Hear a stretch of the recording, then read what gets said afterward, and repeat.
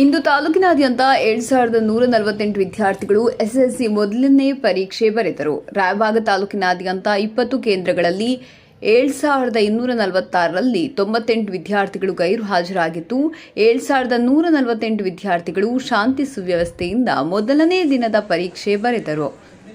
ಇಂದಿನಿಂದ ಪ್ರಾರಂಭವಾದ ಎಸ್ಎಸ್ಎಲ್ಸಿ ಪರೀಕ್ಷೆ ಬರೆಯಲಿರುವ ವಿದ್ಯಾರ್ಥಿಗಳನ್ನು ಶಿಕ್ಷಕರು ಹಲವು ಕಡೆ ವಿವಿಧ ರೀತಿಯಲ್ಲಿ ಸ್ವಾಗತಿಸಿಕೊಂಡರು. ಕುಡಚಿ ಪಟ್ಟಣದ ಜುನ್ನೇದಿಯ ಪ್ರೌಢಶಾಲೆ ಕೇಂದ್ರದಲ್ಲಿ ಒಟ್ಟು 18 ಕೊಠಡಿಗಳಲ್ಲಿ 433 ವಿದ್ಯಾರ್ಥಿಗಳ ಪೈಕಿ 1 ವಿದ್ಯಾರ್ಥಿ 2 ವಿದ್ಯಾರ್ಥಿನಿಯರು ಗೈರು ಹಾಜರಾಗಿದ್ದು, ಅದರಲ್ಲಿ 2 ವಿದ್ಯಾರ್ಥಿಗಳು ರಿಪೀಟರ್ಸ್ ಸೇರಿ ಒಟ್ಟು 430 ವಿದ್ಯಾರ್ಥಿಗಳು ಶಾಂತಿ ಸುವ್ಯವಸ್ಥಿತವಾಗಿ ಪರೀಕ್ಷೆ ಬರೆದರು.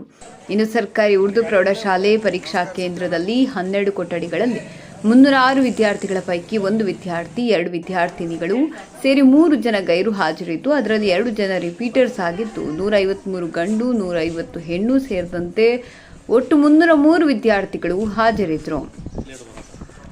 ಇನ್ನು ಪರಮಾನಂದವಾಡಿ ಗ್ರಾಮದ ಎಸ್ಆರ್ಡಿ ಪ್ರೌಢಶಾಲೆ ಪರೀಕ್ಷಾ ಕೇಂದ್ರದಲ್ಲಿ ಒಟ್ಟು 18 ಕೊಠಡಿಗಳಲ್ಲಿ 438 ವಿದ್ಯಾರ್ಥಿಗಳ ಪೈಕಿ 7 ಗಂಡು 1 ಹೆಣ್ಣು ಸೇರಿದಂತೆ 8 ಗೈರು ಆಗಿದ್ದು, ಒಟ್ಟು 430 ವಿದ್ಯಾರ್ಥಿಗಳು ಶಾಂತ ರೀತಿಯಿಂದ ಪರೀಕ್ಷೆ ಬರೆದರು.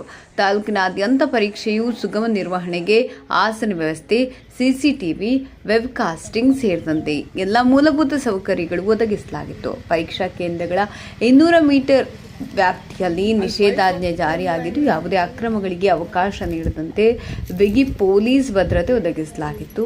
ವಿದ್ಯಾರ್ಥಿಗಳು ಭಯವಿಲ್ಲದೆ ಪರೀಕ್ಷೆ ಬರೆಯಲು ಅನುಕೂಲವಾಗುವಂತೆ ಎಲ್ಲ ಅಗತ್ಯ ಕ್ರಮಗಳನ್ನು ಕೈಗೊಂಡಿರುವ ಇಲಾಖೆ ಮತ್ತು ಶಾಂತಿಯುತವಾಗಿ ಪರೀಕ್ಷೆ ನಡೆಯಲು ಎಲ್ಲ ಸೂಕ್ತ ಕ್ರಮಗಳನ್ನು ಜರುಗಿಸಿದರು.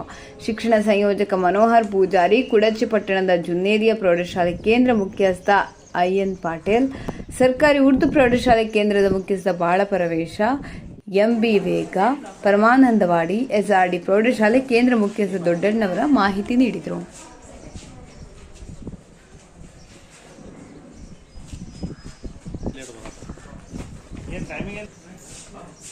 ಸರ್ ಶೂಸ್ ತೆಗಿತಾರೆ